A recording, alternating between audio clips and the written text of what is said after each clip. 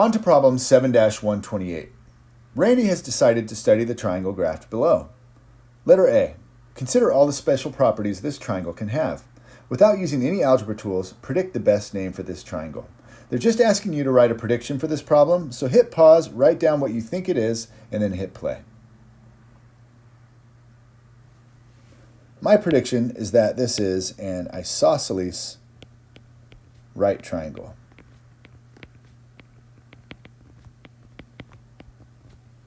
Letter B.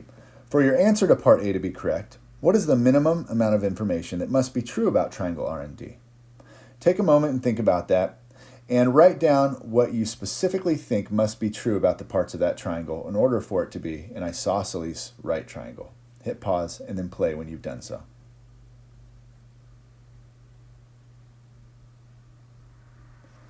Okay, in order for it to be isosceles, sides RD and DN would need to be congruent. That is, the length of RD would need to be equal to the length of DN. And then in order to be a right triangle, angle D would need to be a right angle, which means that segment RD would be perpendicular to segment DN, thus forming that 90 degree angle. Now, those are what would need to be correct in order for our prediction to be true, but we have not yet proven it, so I cannot leave those there. We need to prove it. On to letter C. Use your algebra tools to verify each of the properties you listed in part B. If you need, you may change your prediction of the shape of triangle RND. So here's where we are going to try and predict what we wrote in the two problems above. So first, is it isosceles?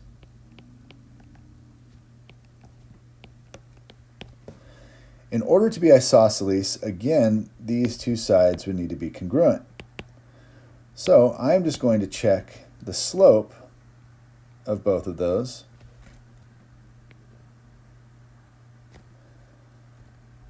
This one goes down 6 and to the right 2.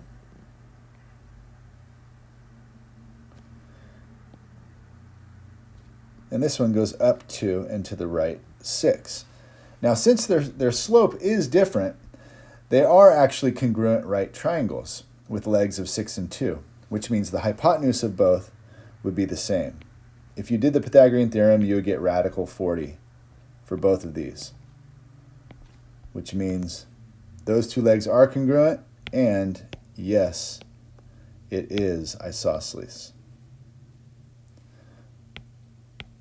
Okay, is it right?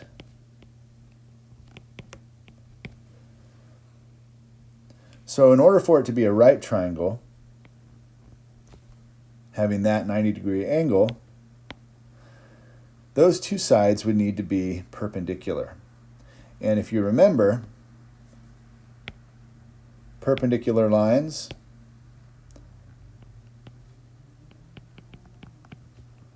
have opposite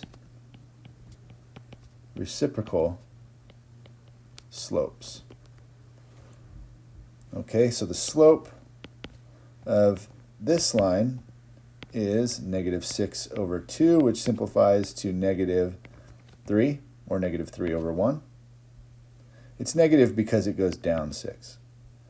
And then the slope of this side, dn, is 2/6, which simplifies to 1/3. And so, as we see, -3/1 and 1/3 are opposite reciprocals.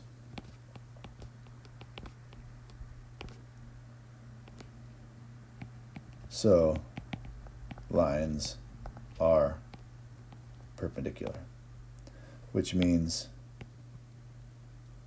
it is a right triangle as well. Our prediction was correct. On to letter D. Randy wonders if there's anything special about the midpoint of segment Rn. Find the midpoint M, and then find the lengths of Rm, Dm, and Mn. What do you notice? So to find the midpoint, as you saw in the previous video, the midpoint formula is the average of the x's and the y's. And so our x values, or our coordinates here, are 1, 7. And here we have 9, 3. And so the midpoint M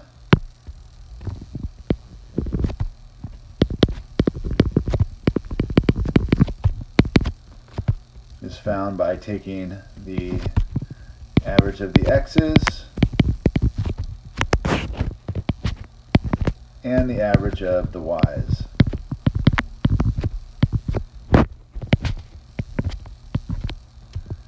And so that would be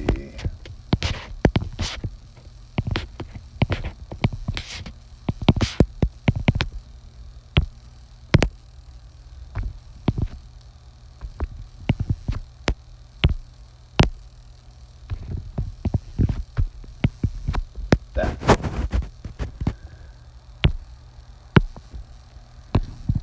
And what I would get is 10 over 2 and 10 over 2. So my midpoint is 5, 5.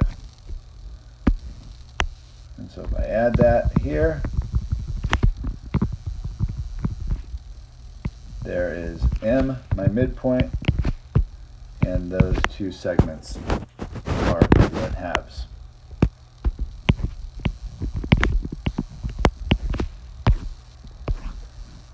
Now the problem asks me to find the lengths of RM, DM, and MN. Okay, so to find RM, I can do a slope triangle.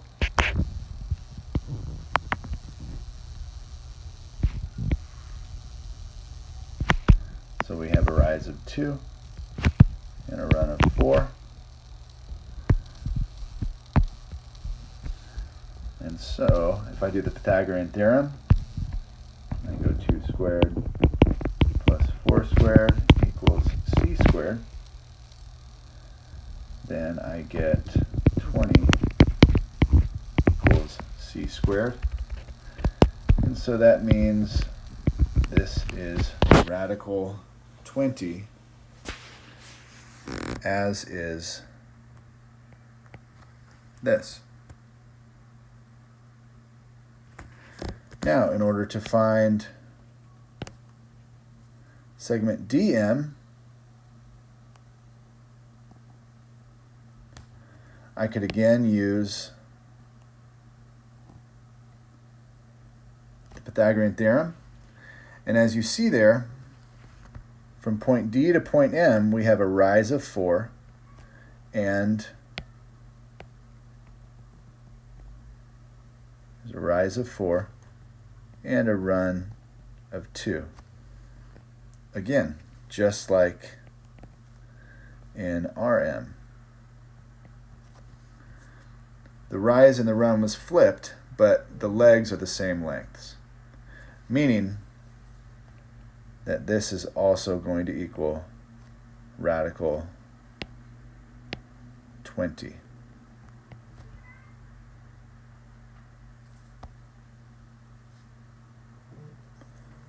All right, and so our answer is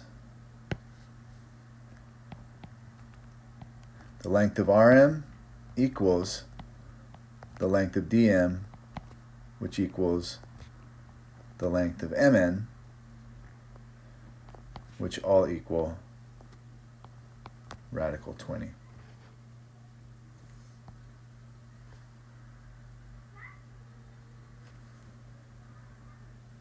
To extend this further, what this means is that when we have that midpoint for an isosceles right triangle,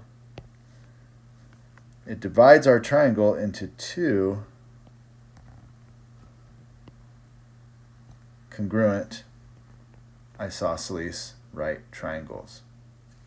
There. and here.